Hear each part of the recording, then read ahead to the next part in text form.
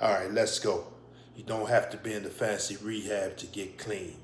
Some people believe they need to be in a nice rehab to get clean. Now, I'm not saying that you go to a dirty rehab, meaning it's filthy, your life on the line, your safety. No.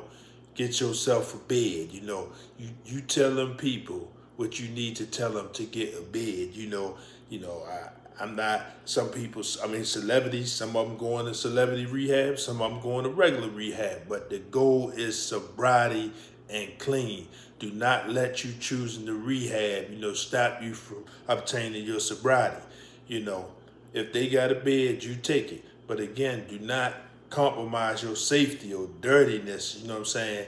No, that's not what I'm talking about. But get yourself a bed and then just start working on your recovery.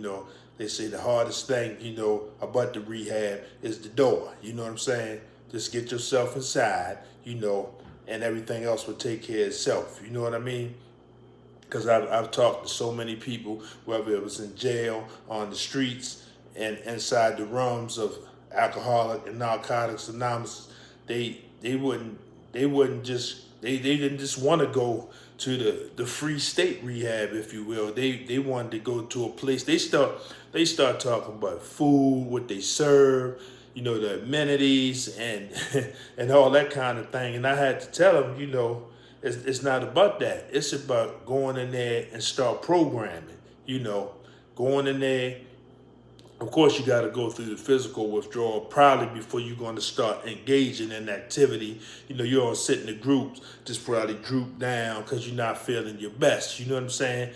But you just want to go in there. It don't matter where it is, and just start engaging after you kick them physical withdrawals. But I know a lot of people who still out there because they won't go to a certain rehab.